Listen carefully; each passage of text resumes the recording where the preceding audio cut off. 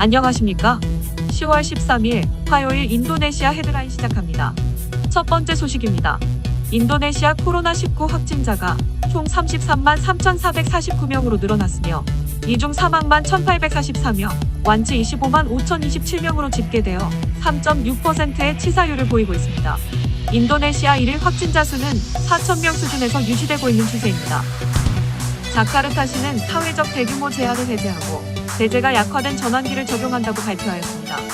이에 수용 인원의 50% 한도 내에서 사무실 출근이 가능하며 몰과 식당도 내부 영업을 할 수 있게 되었습니다. 자카르타시는 확진 사례가 둔화되어 제재를 약화한다고 발표하였지만 일각에서는 자카르타 인근 수도권 지역이 대규모 사회적 제한에 참여하지 않아서 코로나 확산 방지에 큰 효과는 없고 경제적 타격만 받았기 때문으로 보고 있습니다. 인도네시아 국립대학교 공공보건학부 교수는 자보데타백 지역이 하나의 정책으로 제한을 해야 감염 확산을 늦출 수 있으며 자카르타시만 엄격한 제한을 시행하는 것만으로는 감염 확산을 막을 수 없다고 상기시켰습니다. 자카르타시는 무증상 확진자가 자가 격리를 할 경우 자가 격리 스티커를 부착해야 한다고 밝혔습니다. 자카르타 부지사는 해당 스티커가 확진자 주변의 확산을 막기 위한 경고이며 확진자를 더욱 빠르게 지원하기 위해 필요한 조치라고 전했습니다.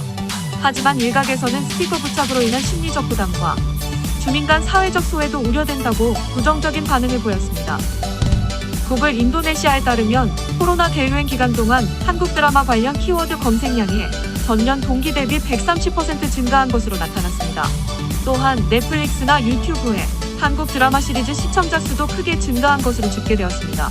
이는 코로나로 인한 사회적 대규모 제한이 우리나라 드라마에 대한 수요를 늘려준 계기가 된 것입니다. 우리 기업 대웅제약은 인도네시아에서 코로나19 호흡기 증상 치료제의 임상 연구를 진행하고 있으며 이외에도 다양한 코로나19 치료제 개발에 집중하고 있다고 밝혔습니다. 대웅제약 관계자는 현재 줄기세포 치료제 등 다양한 코로나19 치료제 개발에 적극 나서고 있다며 빠르면 내년 중 조건부 허가 등으로 인도네시아 현지의 치료제를 공급할 수 있을 것으로 기대한다고 전했습니다. 인도네시아 국영제약사는 유전자 증폭 검사에 사용되는 시약의 생산량을 월 150만 개에서 300만 개로 늘린다고 밝혔습니다. 해당 제약사 사장은 조코위 대통령의 하루 8만 건 검사 확대 방침에 따라 시약 생산 능력을 월 300만 개로 확대할 것이라고 전했습니다.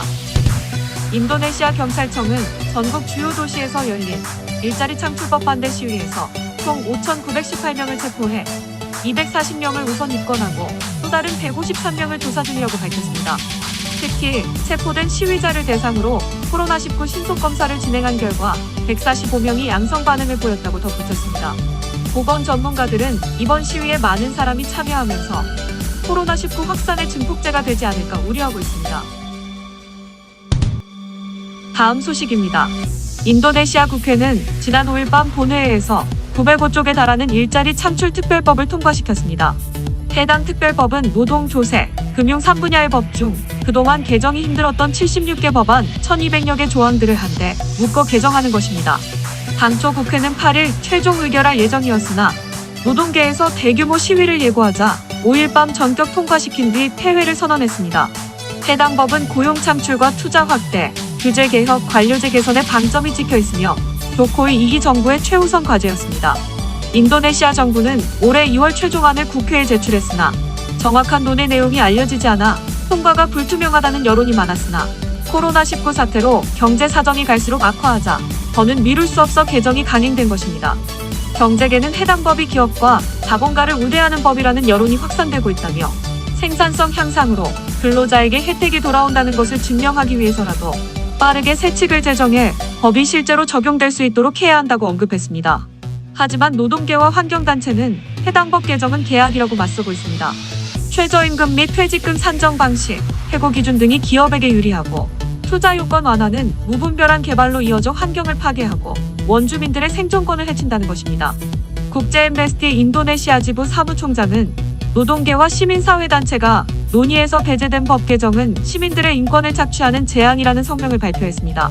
또한 종교개혁 시 노동자, 농민, 어부 등 약자에 대한 정의는 사라졌다며 해당 법 반대 입장을 분명히 했습니다. 한편 해당 법이 통과된 다음 날부터 3일간 전국 각지에서 대규모 반대 시위가 일어났고 시위대는 공공기물과 경찰차를 파손하거나 불을 지르기도 했습니다. 또한 경찰과 시위대의 물리적 충돌도 벌어졌고 일부 지역에서는 물대포와 최루탄이 동원되기도 했습니다. 다음 소식입니다. 코로나19 사태로 경제에 큰 타격을 입은 인도네시아가 경기 부양을 위해 6조 원에 가까운 규모의 국부펀드를 조성한다고 현지 매체가 보도했습니다. 보도에 따르면 인도네시아 정부는 투자 유치 목적으로 75조 루피아 규모의 국부펀드 조성을 준비하고 있습니다. 펀드 가운데 30조 루피아는 현금으로 마련되고 나머지는 국영기업 지분이나 국영자산으로 충당됩니다. 해당 펀드는 아랍에미리트, 일본 소프트뱅크, 미국 국제개발금융공사 등과 함께 225조 루피아 규모의 투자를 유치하는 데 활용될 것으로 알려졌으며 투자 분야는 인프라, 보건, 에너지, 자원, 관광, 기술 분야가 될 전망입니다. 인도네시아 재무부 장관은 현재 관련 정부 규정을 만드는 중이라며 더 나은 투자 유치에 자금을 활용할 수 있도록 전략적이면서 평판이 좋은 파트너를 얻기를 희망한다고 전했습니다. 다음 소식입니다. 자카르타시는 홍수를 예방하기 위해 2022년까지 100만 개 배수우물을 준비할 계획이라고 밝혔습니다. 해당 사업은 총 5.2조 루피아의 규모로 홍반 단위마다 60개의 배수우물을 설치하는 것을 목표로 하고 있습니다. 자카르타시는 올해 5개 지역에 30만 개 지점을 선별해서 배수우물을 만들 계획이고 현재까지 4,000개 배수우물을 준설하였다고 밝혔습니다. 배수우물은 폭 1m, 깊이 2m 이상 크기로 장마철에는 담수 기능으로 건기철에는 용수 기능으로 활용하는 다목적 우물입니다. 특히 우기철에 폭우로 배수가 안 되는 물을 담아둬 지역 침수를 예방하고 건기철에는 마른 땅에 물이 스며들 수 있도록 설계되어 있습니다. 자카르타 수자원국 책임자는 2022년까지 100만 개 배수우물 건설을 위해 지역 사회를 참여시킬 것이라고 전했습니다. 다음 소식입니다. 미국의 온라인 보안업체가 코로나19 관련 사이버 공격 위협에 대해 정리한 보고서에 따르면 인도네시아에서 1월부터 4월까지 발견된 사이버 공격은 총 8,800만 건에 달했습니다. 사이버 공격이 크게 증가한 이유는 코로나로 인해 전자상거래 결제 시스템 이용이 급증하면서 공격도 함께 늘어난 것으로 추정하였습니다. 해당 보안업체의 담당자는 인도네시아에서 코로나19 영향으로 전자결제 건수가 크게 증가했으며 이러한 변화에 해커들은 신속하게 반응하고 소비자들을 속일 수 있는 사기 수단을 계속 개발하고 있다고 전했습니다. 이어 전자결제의 온라인 사기를 방지하기 위해 메일에 첨부된 링크를 클릭하지 않고 직접 원하는 사이트에 접속해야 하며 보안 소프트웨어를 사용하는 등 다양한 대책을 강구해야 한다라고 덧붙였습니다. 다음 소식입니다. 주 인도네시아 한국문화원은 지난 9월 6일 인도네시아 국민들을 대상으로 인기 드라마 응답하라 1988에 나오는 80년대 OST를 커버하는 공모전을 개최했습니다. 드라마 응답하라 1988은 올해 초 OTT 서비스를 통해 재공개되면서 현지에서 다시 인기를 끌고 있습니다. CJ 인도네시아와 협력하여 진행한 해당 공모전에는 총 258명이 작품을 접수했으며 한국문화원과 CJ 인도네시아 관계자의 심사를 거쳐 총 11명의 수상자를 선발했습니다. 이번 공모전에서 대상을 차지한 팀은 피아노 이중주의 반주에 맞춰 보컬의 감미로운 목소리로 해화동을 커버하고 최우수상을 차지한 팀도 마치 드라마와 같은 분위기를 내는 배경에서 동일한 곡을 커버했습니다.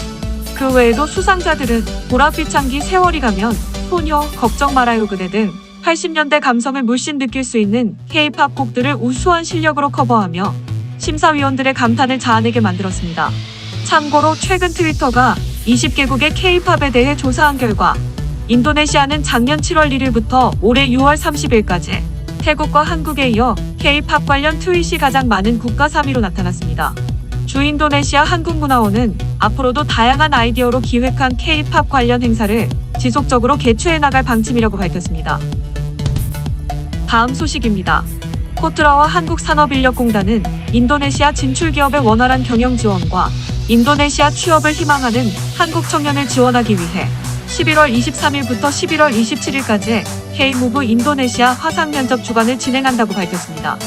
해당 기간 동안 코트라는 구인기업과 한국인 구직자를 사전 매칭 및 수시 상담을 통하여 보다 효과적인 구직 및 구인이 될 수 있도록 지원할 예정입니다.